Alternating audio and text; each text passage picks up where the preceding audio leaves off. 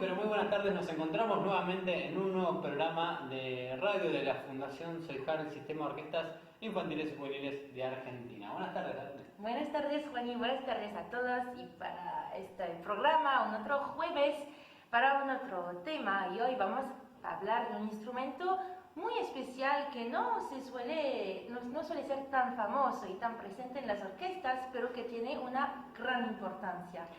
Una grandísima importancia y una sonoridad hermosa. Bueno, justamente en nuestras entrevistas hoy vamos a escuchar un poco de parte de dos grandes arpistas, justamente de qué se trata un poco este maravilloso y muy particular instrumento.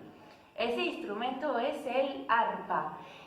Para hablar un poco de la historia del arpa, que se pierde en la noche de los tiempos, ¿no? Podemos reconstruir parte de su historia en el mundo antiguo a raíz de descubrimientos arqueológicos puntuales que van ilustrando su historia. Debemos empezar alrededor del año 3000 a.C., hace un montón de tiempo. Es la primera vez que aparecen representaciones del arpa como testimonios de su presencia en Egipto, en el mundo hebraico. Dentro de las sociedades griegas y romanas, el arpa mantuvo un papel bastante discreto, pero es a partir de la Edad Media que se convierte en uno de los instrumentos predilectos de trovadores, de tal forma que tiene una aceptación extraordinaria en la música de la época. ¿Viste? Cuando vamos a visitar unos museos o a ver unas representaciones del mundo antiguo, siempre nos encontramos con liras y con arpas antiguas, ¿no? Sí, en muchos lugares se representa incluso la música, mismo en la mitología griega la música siempre aparece con un arpa o una lira, como bien dijiste, y tiene que ver con esto que estás mencionando de la antigüedad. Claro, entonces forma parte de los sistemas más antiguos de cuerdas. Su uso comienza por hacerse corriente en los países celtas hacia el siglo VIII más o menos, donde acompañaba la poesía. Se solía contar poesía cantado acompañando con las cuerdas del arpa de manera más discreta, y su uso se hace tan importante en esta zona que aún hoy en día Irlanda incluye el arpa en su enseñanza nacional. Posteriormente llega a ser un instrumento solista de importancia. Hacia el siglo XV comienza a perder importancia a favor del laúd, con excepción de los arpistas irlandeses que florecen con buena consideración social durante el siglo XVII, XVIII, por ahí, aunque la tradición acaba sucumbiendo a la persecución inglesa, que del contexto de la lucha entre católicos y protestantes considera la arpa irlandesa como un símbolo y decide quemar todas cuantas se encuentra a su paso. Hay que saber que el arpa en Irlanda es un símbolo tan famoso como Messi en Argentina, digamos, para hacer una comparación. Y por ahí son escasísimos los ejemplares antiguos que encontramos hoy en día en las islas británicas. Hay que saber que hay varios tipos de arpa dependiendo de los países. Eso lo vamos a hablar luego con una gran arpista que forma parte, por cierto, de Soyjar, del sistema, Marcela Méndez. Marcela, que es una grandísima arpista que ya nos ha acompañado incluso el año pasado en nuestro ciclo de programas radiales, y que hoy incluso vamos a escuchar dos obras relacionadas justamente al arpa, y una de ellas es un arreglo. Las dos son interpretadas justamente por Marcela. Una de ellas es un arreglo que ha realizado, y otra es un concierto que ha interpretado de manera solista. Claro. Y es un poco lo que vamos a escuchar, ¿no? Como primera instancia el día de hoy. Eso, creo que podemos arrancar ahora con la música y vamos a empezar por el concierto de arpa de Handel, que fue publicado como un concierto para órgano en el Opus 4 en 1738 y puede haber sido compuesto originalmente en esa forma. De hecho, tal como fue publicado el concierto, funciona en cualquiera de los dos instrumentos. Los conciertos de órgano de Handel fueron escritos para ser interludios para que los tocara durante sus oratorios en el órgano que tenía disponible en el teatro. Que ese órgano era como un órgano de cámara con un teclado y sin pedalera. No son iguales que los que conocemos ahora en las iglesias, por ejemplo. Entonces se conjetura que en el concierto en si bemol es el que se describe como un concierto para arpa.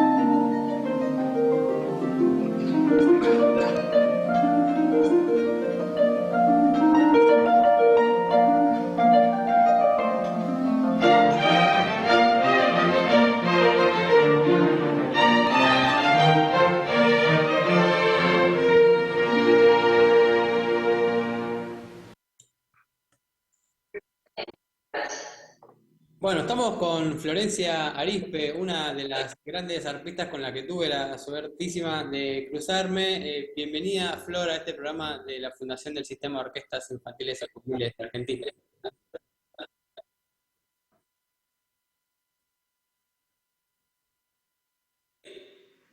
Hola Juan, muchas gracias por la invitación y bueno, muchas gracias al Sistema de Orquestas por tomarme en cuenta. Bueno, un placer, un placer. Bueno, Flor, contanos un poco para que, tanto para mí, que yo no estoy muy al tanto, como para toda la audiencia, ¿hace cuánto que tocas el arpa o qué edad en realidad empezaste a tocar el arpa o cómo fueron tus inicios musicales?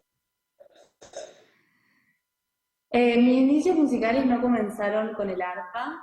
Yo vengo de una familia de músicos, así que siempre estuve como un poco involucrada. Mis padres tocan el piano, aunque luego se dedicaron a otra cosa, y mis hermanos también tocan instrumentos.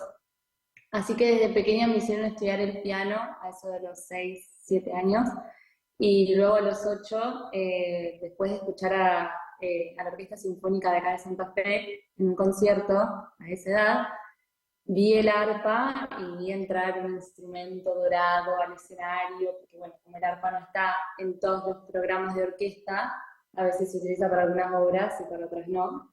Así que entró una vez que yo estaba toda la orquesta y para mí, que era una niña y que medio me aburría en los conciertos, fue como toda una novedad. Entonces mis papás me habían dicho que tenía que estudiar algún instrumento que se enseñara en la Escuela de Música 901 de acá de Santa Fe, y fue para mí un amor a primera vista, así que comencé a estudiar con Marcela Méndez a esa edad. Nada más y nada menos que nuestra querida Marcela Méndez. ¿Qué edad tenías, dijiste? 8 años, 7, 8 años, sí. Ah, re peque hace un montón. Bueno, Sí. qué lindo, qué lindo. Y yo empecé a tocar la trompeta más a los 11 12 y para mí es, también hace un montón, así que imagino lo que debe haber sido para vos todo ese camino. No es común encontrar una orquesta, de hecho, es lo que mencionaba, que el arpa es un instrumento que no se usa en todos los programas, en todas las obras de las orquestas, y se pueden encontrar de pronto en una orquesta 12, 16 violines, pero arpas una o máximo dos. ¿Cómo sentís vos cómo sentís desde tu lado de arpista esa característica? Antes no lo, bueno, cuando era más chica, porque en la escuela de música tenemos práctica orquestal también, orquesta de niños y orquesta juvenil, y no era muy consciente de eso hasta que me iba dando cuenta que muchos compañeros míos se conocían mucho entre ellos y había muchos grupos de amigos y yo estaba como sola, tenía como un área donde estaba la arpa sola. Eh, por un lado es como, es lindo porque puedo decidir muchas cosas por mi cuenta, lo cual no sé si está bueno, eso no, pero no sé si está bueno, pero es divertido, pero al mismo tiempo me gustaría compartir con alguien. Cuando, o sea, los momentos más lindos de orquesta para mí, de trabajar en una orquesta, fue cuando estaba con otra artista, cuando somos dos, o tres, aunque todavía no tuve la fortuna de trabajar con otras dos artistas. Eh, pero se siente mucha responsabilidad también. Es muy, yo siempre le digo a mis amigas que no están metidas en el entorno musical, eh, porque mi hermano es violinista, y yo siempre les digo, sí, mi hermano por ahí no empezó a estudiar esta obra que vamos a tocar con la orquesta, pero él tiene todos muchos compañeros, entonces por ahí un violín pasa un poquito desapercibido, una nota equivocada, una mala entrada, pero en el arte yo me tengo que saber las entradas precisas, el momento, con la dinámica con la que va, porque eso sí es súper importante. Así que es mucha responsabilidad, pero me gusta ser solista. Sí, bueno, está buenísimo. De hecho, tampoco es un instrumento muy sencillo. Por ahí para la gente que no conoce tanto el instrumento, le contamos que el arpa tiene, ¿cuántas cuerdas tiene un arpa? De verdad. 47. Un arpa de pedales, aproximadamente 47 cuerdas. Y eso también iba a mencionar. 47 cuerdas que no son todas del mismo color, porque si fuesen todas del mismo color sería casi imposible distinguirlas. Hay algunas que tienen otro color, vos mirás cuál, no sé si es el do y el fa o cuál. Ajá. El do y el fa. Los Eh, dos son de color rojo. Sí, ¿ves? Los dos son de color rojo y los fa pueden ser azules o negros. En su mayoría son negros. Igual hay como, o sea, parece más difícil de lo que es en realidad, porque cuando empezás de chico, esas cosas se automatizan, como el tema de los pedales, o como aprender un idioma. Entonces, ay, la claro. gramática es súper complicada, pero si lo empezás de joven, o incluso después de años de estudio, esas cosas se automatizan. Yo te diría que hay otras cosas que son más difíciles que hacen al arpa. Por ejemplo, yo me siento afortunada de que yo, o sea, es un instrumento de afinación fija, o sea, como el piano. Obviamente se puede desafinar ciertas circunstancias, pero a mí me aterroriza pensar en instrumentos como el violín o el cello, instrumentos donde tenés que buscar la afinación. Entonces, eso, bueno, en eso vos decís 47 cuerdas, sí, pero yo las 47 cuerdas las tengo ahí y lo único que tengo que hacer es tocar. Ya está. Y sí, bueno, eso es un punto muy a favor, es verdad. Con los vientos pasa un montón eso. Soplaste un Claro, poquito más, un poquito de menos y también cambió la afinación. Y claro. bueno, pero el tema de los pedales es que mucha gente por ahí, tampoco incluso en el mundo de la música no lo sabe, pero el arpa tiene pedales que que te permiten generar o realizar alteraciones, ¿no? Te cambia la tonalidad y apretás un pedal y la cuerda se sube un semitono, sube un semitono, ¿no es así? Y la Sí, sí, primera sí. vez que vi eso me quedé, o sea, mirando en los pedales y o sea, casi me comí un par de entradas por mirar cómo juegan con los pedales, que no es que juegan, pero Sí, es muy sí, sí, sí. llamativo.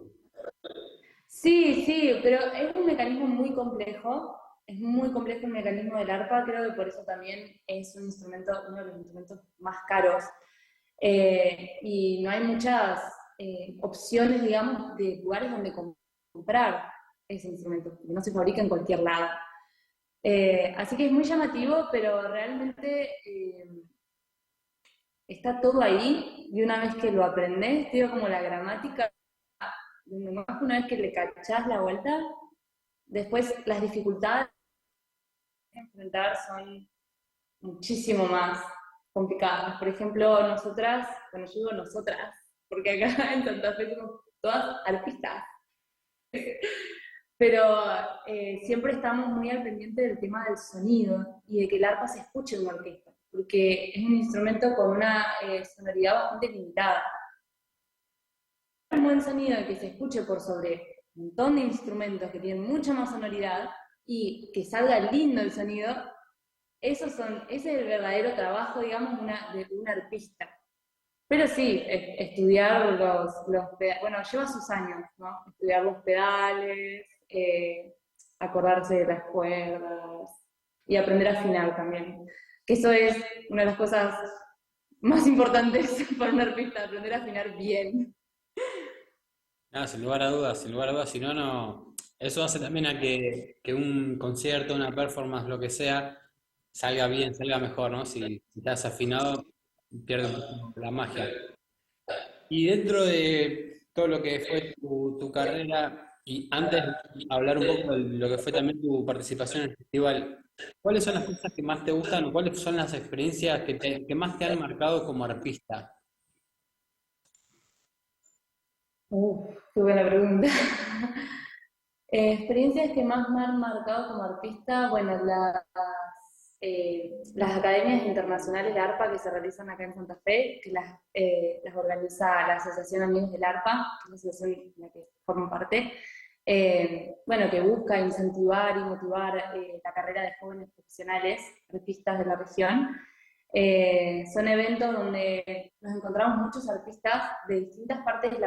En 2019 vino una artista de Corea a tomarla en la academia, entonces encontrarte con otros colegas así, de distintos lugares y ponerse de acuerdo y ensayar juntos y por ahí encontrar que el otro estudió la misma obra, entonces poner en común, digamos, lo que uno hace para estudiarlo o cómo llevar a cabo la lectura, esas cosas son súper interesantes y a mí me encanta compartir eso.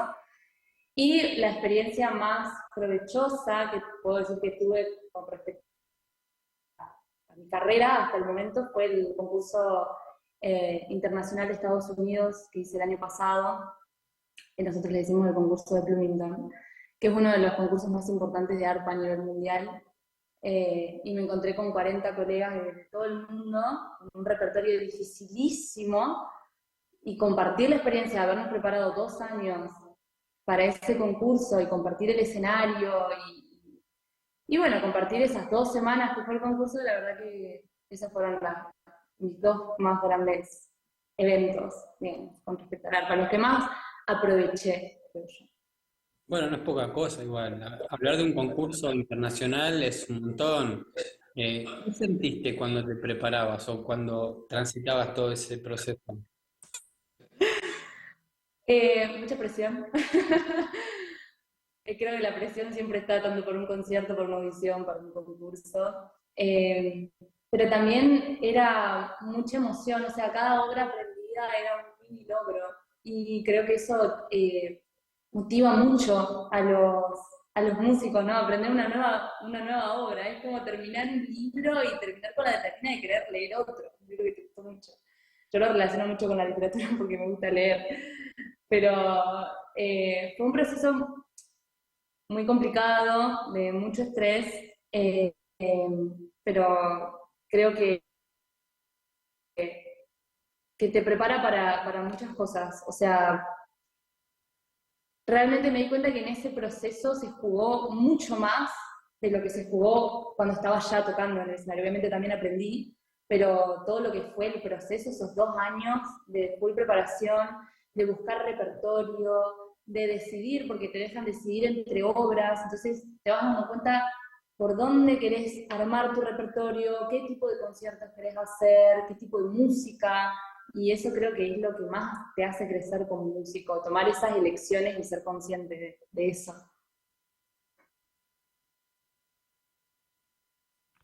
Qué fuerte, qué interesante. Está buenísimo, está buenísimo. Nunca participé de un concurso internacional, jamás se me cruzó por la cabeza porque estoy un poco más enfocado en que mis alumnos quieran hacer eso, pero te escucho y es como muy entusiasmante, está buenísimo. Bueno, y hablando de experiencias justamente, creo que nosotros nos conocimos justamente para el concierto de la gala, que fue la gala inaugural séptima edición del Festival de Orquestas que organiza la Fundación CIPAR. Y bueno, llegué a vos por la recomendación de Marcela Méndez, que la amamos a Marce. Y bueno, contanos también cómo fue tu experiencia y qué sentiste al tocar, ¿no? Todo este tipo de repertorio lírico bajo la batuta incluso de Carlos Bleu, que incluso quiero que todos sepan que te ha elogiado por cómo te has desenvuelto. Bueno, muchas gracias. Sí, tuve el enorme placer de conocerlo, el maestro que yo hace mucho lo quería conocer, porque muchos músicos me han hablado de él.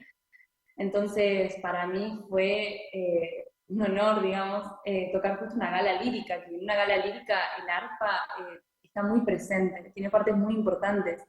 Generalmente los compositores de ópera sabían realmente dónde poner el arpa para que se escuche, y la música es hermosísima, y la verdad que el maestro trabajó muy bien. En muy pocos días me pareció impresionante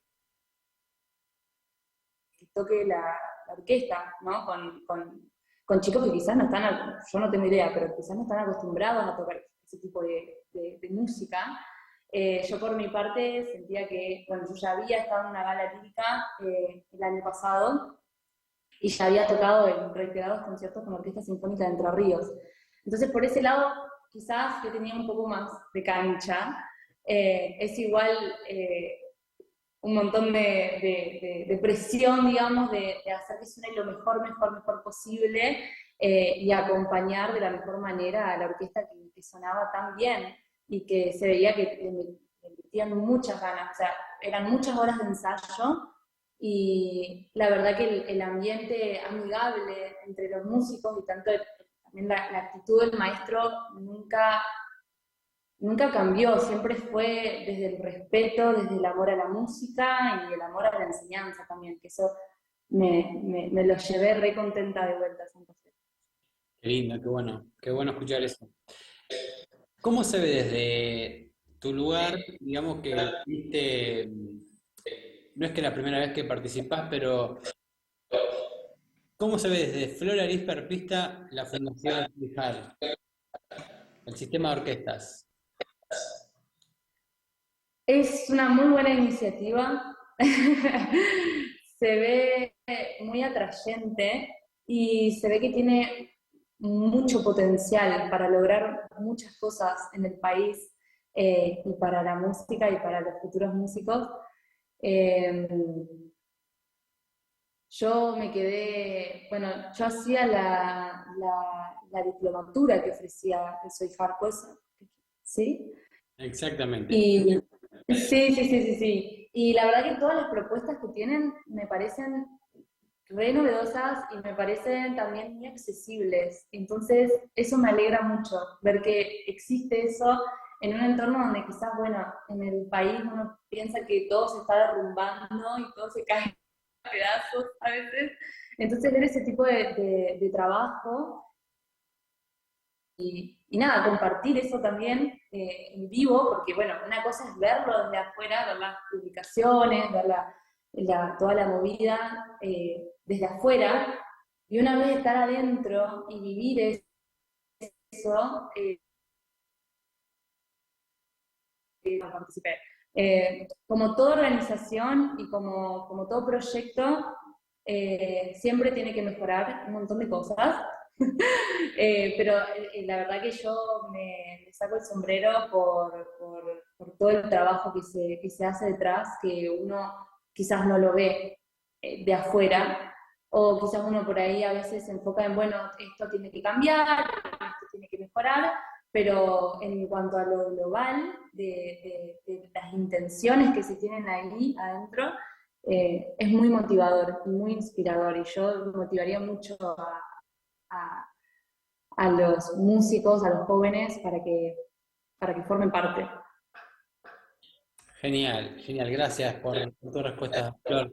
Bueno, para finalizar, última pregunta y una de mis preferidas.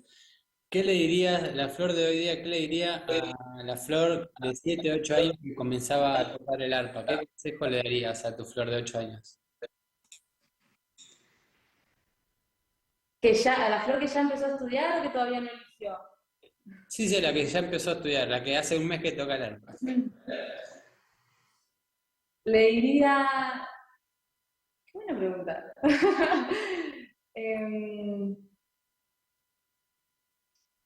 Va a ser difícil, pero quédate tranquila porque lo hiciste bien.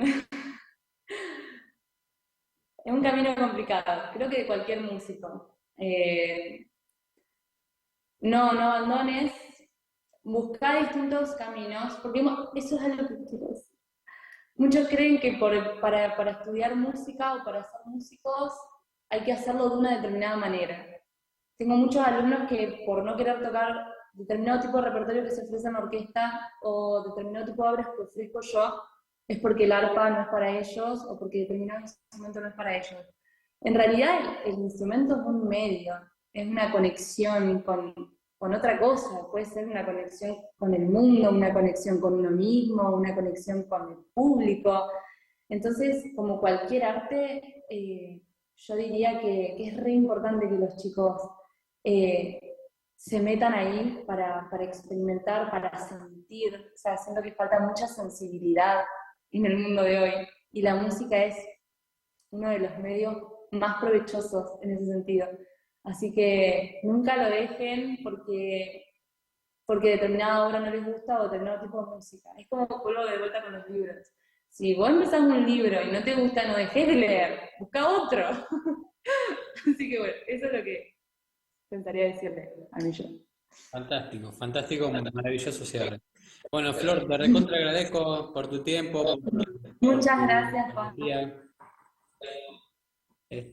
Fue un gustazo haberte escuchado y espero que, bueno, que nos escuche mucha gente porque está buenísimo lo que decís. Gracias.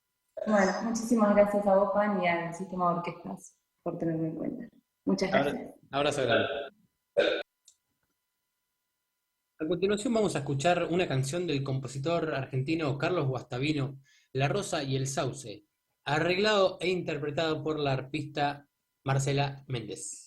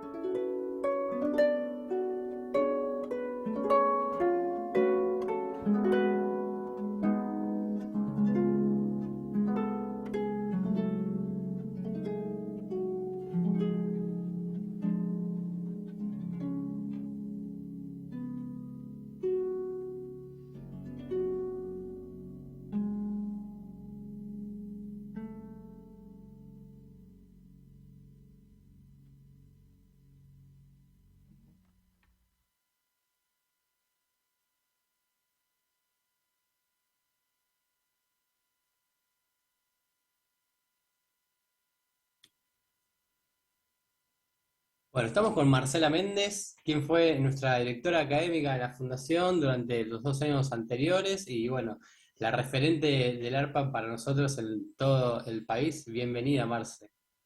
Hola, buen día Juan y buen día Dafne. Estamos muy, muy felices de estar nuevamente conectados en una entrevista con vos. Para Sí, mí también es un placer. bueno, acabamos de escuchar obras y arreglos tuyos que nos compartiste y lo compartimos con los auditores de este programa de radio. Y con respecto a eso, nos gustaría preguntarte un par de cosas porque nos despertó la curiosidad. Antes de todo, hemos hablado un poco antes de los distintos tipos de arpas en el mundo y nos gustaría saber un poco cuál es el sitio, el lugar del arpa en Argentina. Del arpa de pedales, obviamente hablamos, ¿no? Claro. Del arpa clásica. Bueno, debemos señalar que estamos en un momento muy, muy bueno del arpa en Argentina. Yo tengo 50 años, 53 años, y desde mi época de estudiante a la fecha la realidad ha cambiado mucho. Hay mucho todavía por hacer, pero yo creo que uno de los aspectos más importantes que podemos señalar sobre el presente del arpa en Argentina es que en los últimos 20 años se ha empezado a renovar un poco el instrumental, o sea, la parte material de los instrumentos, que en las orquestas y en los conservatorios había todavía viejas arpas Erard, en algunos lugares quedan estas arpas, son arpas que se dejaron de construir a principios del siglo XX, y ese es un factor que fue muy positivo para seguir el desarrollo del arpa. Y después también toda una generación de arpistas que apostó a su educación y se siguió formando, y que de a poco van construyendo una realidad con el arpa en Argentina un poco más saludable, por decirlo de alguna manera. Pero yo creo que todavía nos queda mucho por hacer. Hay un aspecto que es el que a mí me ha inquietado siempre, y es el del desarrollo del arpa en la totalidad de la geografía argentina. Eh, Todavía falta mucho, hay mucha concentración en Buenos Aires y por supuesto yo hablo de acá desde Paraná, del litoral argentino, donde vengo trabajando desde hace décadas. Acá hay una fuerte movida, pero Argentina es muy grande y todavía queda mucho por hacer. Bueno, ¿y cuáles serían las estrategias para democratizar el arpa y hacer conocer el repertorio del arpa y este instrumento tan especial a todo el territorio argentino? Eh, Para hacer conocer el repertorio, bueno, tendría que haber una acción concreta de difusión en los distintos lugares donde se enseña música o hay orquestas, donde falte el arpa, empezar a generar la necesidad, ¿no? Porque muchas veces los directores de orquestas no programan con arpa porque no tienen el arpa. O sea que no se sabe si es primero el huevo o la gallina, ¿no es cierto? Porque es muy difícil. Yo, por ejemplo, siempre he estado en desacuerdo de que reemplacen el arpa por un teclado, cosa que ya casi no sucede en Argentina, pero hay lugares, hay provincias donde el arpa no ha llegado, no existe directamente. La palabra democratizar me parece medio extraña para hablar de democratizar el arpa. Yo creo que tiene que partir de proyectos culturales concretos de los organismos educativos o artísticos provinciales, de hacer un desarrollo integral de lo que es la música clásica. O sea, una orquesta sinfónica concebida como tal necesita su puesto de arpa, y un conservatorio que se preside tal tendría que tener todo el instrumental que entra en una sinfónica. Yo creo que es algo muy complejo, y sobre todo está atravesado por una complejidad más grande que tiene el arpa, que es un instrumento extremadamente costoso, que no se construye en Sudamérica, lo que implica también otra problemática, que tendríamos que tener un programa como de 5 horas para poder hablarla, que tiene que ver cómo hacemos para comprar instrumentos que tienen un costo exorbitante para nuestra realidad económica. Ojo, no es que son en todos lados así de caros. O sea, que a la persona le cuesta acceder al instrumento. Lo que pasa es que nosotros estamos en una realidad económica que nos pone muy lejos de esa posibilidad. Igual yo siempre he hablado y he construido a partir de una mentalidad de abundancia y no de carencia, porque si yo hubiese pensado en lo difícil que es comprar un arpa, en lo difícil que es tener cuerdas, en lo difícil, en todo lo difícil, todo lo que se hizo acá en el litoral argentino no hubiese sucedido. Pero creo que hay una cantidad de factores que se tienen que dar para que eso suceda. Y también, o sea, no es solo las arpas, necesitas los docentes y necesitas los alumnos. O sea, es un grupo de acciones que tienen que estar en conjunto para llegar al objetivo. Sí, sin lugar a dudas, Marce, es todo una manera de rebuscárselas en este maravilloso y por momentos complejo país. Pero bueno, creo que existen algunas personas, como por ejemplo vos, lejos de querer adularte, pero que de pronto hacen carrera, una gran carrera, tanto en el país como en el exterior, y después que vengan y que quieran hacer crecer cada núcleo, cada orquesta, cada eh, provincia, lo que sea, es algo sumamente valioso y creo que está bueno también para las personas que nos escuchan, que tengan presente eso, que a veces es muy fuerte el impacto que puede llegar a generar llevando todo lo que aprendieron a un lugar donde capaz que no está tan desarrollado. En primera instancia no se ve, pero después a lo largo de los años, cuando una persona dice, fue, mira, mira cuántas arpas hay acá o cuántas, no sé, te digo, trompetas hay. Bueno, sí, porque hubo una persona ahí que quiso estar y sembrar, ¿no? Una palabra que usamos mucho Sí, en nuestro lenguaje. Y eso me sí. parece que también está bueno reconocerlo, tenerlo en cuenta. Bueno, muchas gracias. Mira, justo antes de conectarme con ustedes, venía escuchando un podcast en el que hablaba Yo-Yoma, el gran chelista que sabemos que ha dedicado gran parte de su vida a unir naciones, a buscar la paz a través de la música, ¿no? Y entonces él decía que después de él como artista, que eso es una parte que lo conforma a una persona, para él el principal objetivo de su vida era dar para beneficiar a la mayor cantidad de personas y esa energía que él tiene hacer del mundo un lugar mejor. Y yo creo que tiene que ver un poco con eso, porque finalmente, al final del día, nosotros estamos en el mundo para construir cosas hermosas. La sociedad y la cultura debería dirigirnos hacia eso, a ser mejores personas, a ser mejores sociedades, a ser más colaborativos, a, a tener una vida sana. Y, y a mí lo que me pasa es que finalmente yo me doy cuenta que mi gran interés son las personas y la música es mi forma para llegar a las personas y acompañar el tránsito de esas personas para tener una vida mejor, ¿no? Ya sean que el día de mañana sean músicos o no, pero finalmente la música es lo que nos permite llegar a esa conexión tan profunda y tan trascendente. Entonces es como que un poco es eso, ¿no? ¿Por qué hacemos lo que hacemos? Por eso, no lo hacemos porque uno quiere que te pongan un like porque tocaste linda una pieza, que eso es importante también. Y yo creo en la calidad y en la excelencia educativa y en la calidad y la excelencia de la educación musical. Pero finalmente nosotros lo que hacemos es promover personas, ¿no?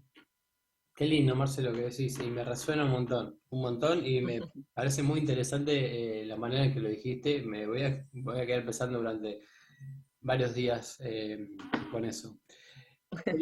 ¿Crees que desde Soijar podemos hacer algo para ayudar al desarrollo del arpa en Argentina? Yo Más, creo que sí, yo creo que sí, pero volvemos de nuevo al comentario del inicio, ¿verdad?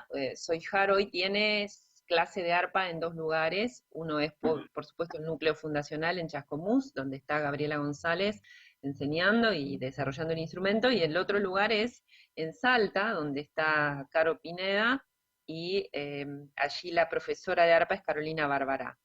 Eh, Carolina es una de esas personas que tiene un gran deseo de que el ARPA se desarrolle y me parece estratégico que justo sea en Salta, que es como en el extremo norte del país, ¿no? Eh, es muy complejo porque necesitaríamos tener un profesor de ARPA en cada lugar, ¿no? Pero se pueden hacer acciones generando primero generando la necesidad, que eso Soijar lo viene haciendo, porque en realidad cuando se crea la clase de arpa allí en Chascomús es la primera semilla de todo esto, ¿no? Eh, pero después, bueno, quizá se me ocurre ahora como idea generar alguna visita de arpistas a distintos núcleos estratégicos que serían importantes desde el punto de vista geográfico, tener una clase de arpa en el norte, otra en el sur, otra, o sea, buscando lugares donde hay núcleos estratégicos de Soijar para empezar a desarrollar el instrumento, buscar apoyos para conseguir el instrumento. No es necesario empezar en una clase de niños con un arpa de pedales, se puede empezar con un arpa celta, que es lo que yo hice acá en el litoral. Yo arranqué con dos arpas celtas y ahora, bueno, hay, gracias a Dios, desarrollo enorme del instrumento que yo a veces no lo puedo creer cómo creció tanto y cómo floreció tanto, ¿no? Pero yo creo que hay que tener una mirada estratégica desde el punto de vista de lo federal y también de buscar aquel terreno que es el más apto, donde haya ya un desarrollo de otros instrumentos y que el arpa se pueda desarrollar colaborativamente con otros instrumentos. Yo tampoco creo en esta cosa de solo el arpa, ¿no? A mí me gusta vincular, a mí como músico me gusta tocar con otros instrumentistas, me encanta tocar con los arpistas, pero también me gusta tocar con otros instrumentos. Entonces creo que parte un poco ahí de una sinergia que se va a producir entre las orquestas, los otros instrumentos y el arpa, ¿no? Bueno, entonces, maravilloso. Vamos a tener en cuenta esta idea de llevar el arpa a diferentes rincones y para todos los referentes que nos pueden llegar a estar escuchando, que nos digan, che, yo quiero un arpa, así que que lo tengan en cuenta. Creo que varios te van a decir que quieren un arpa. Eso sí, seguramente. Y capaz una última pregunta antes de quitarnos sería, como tú hablabas de la inclusión, esto de hacer que los músicos sean mejores personas, que se sientan en un grupo, pero el arpa parece que a veces es un instrumento que se queda un poco solo dentro de la orquesta. Cuando tenemos orquesta tenemos filas enormes de violines, de vientos, de maderas, y el arpa a veces hay una o dos arpas en las mayores piezas. ¿Cómo manejas crear una inclusión social en la metodología orquesta-escuela? Viste ahí la dimensión individual, grupal y comunitaria, y esa dimensión grupal que manejamos crear en los talleres como una identidad de fila. ¿Cómo logras incluir los artistas en un grupo o en un subgrupo dentro de la orquesta? Bueno, ese es un tema que fue muy complejo y lo hemos charlado largamente con Valeria y con Gaby, con la profesora de Chascomús, y es un tema que a mí me quitó el sueño por mucho tiempo. Yo fui la fundadora de la primera clase de arpa de la Orquesta de Niños y Juvenil de Santa Fe, la Orquesta 9901, que depende del gobierno de Santa Fe, y bueno, fue una experiencia piloto porque nunca había habido arpa y había una forma de trabajar allí que era a partir de las agrupaciones instrumentales, de la cuerda, de la madera, y el arpa era como el bicho raro, ¿no? Y de hecho es un bicho raro, es un instrumento de cuerda pulsada, que en realidad se asocia más a la percusión que a los otros grupos orquestales. En los tratados de orquestación el arpa va muy, muy de la mano de la percusión. Eso desde lo técnico. Ahora desde lo humano, a mí me parece que primero hay que trabajar para generar el sentido de grupo dentro de, o sea, rara vez en Argentina vas a encontrar dos arpas en una orquesta, excepto en Buenos Aires, son orquestas pequeñas, hay una sola arpa, pero en la mirada pedagógica que tiene la fundación y la metodología, primero hay que cohesionar al grupo de arpistas entre sí para que aprendan a tocar entre ellos, porque es verdad, Dafne, el arpa toca sola, es un instrumento por excelencia solista, al igual que el piano en la orquesta. Pero sin embargo, si uno hace que el niño desarrolle esa capacidad de escucha, primero de su compañero, de su par, y luego del grupo orquestal, eso va a ir sumando una manera de tocar desde la cooperación y no de que el arpa está sola ahí, su alma, y no sabe para qué está en la orquesta, y muchas veces el director no sabe para qué está en la orquesta, que ese es otro tema. Pero me parece... Bueno, y ahí termina el programa sobre el arpa, un programa otra vez muy, muy interesante que les enriqueció un montón. Gracias, Juani, por compartir este programa. Gracias a vos, Dafne, también por todo el maravilloso trabajo que has hecho. Y bueno, nos estamos viendo y escuchando en el próximo programa, la semana que viene, el próximo jueves, con una temática que me encanta. Sí, ahí vamos a ir un poco más lejos de Argentina porque se va a tratar de viajar. Así que vamos a ir chusmeando las músicas del mundo y a hacer entrevistas muy interesantes. Hasta la próxima. Buena semana.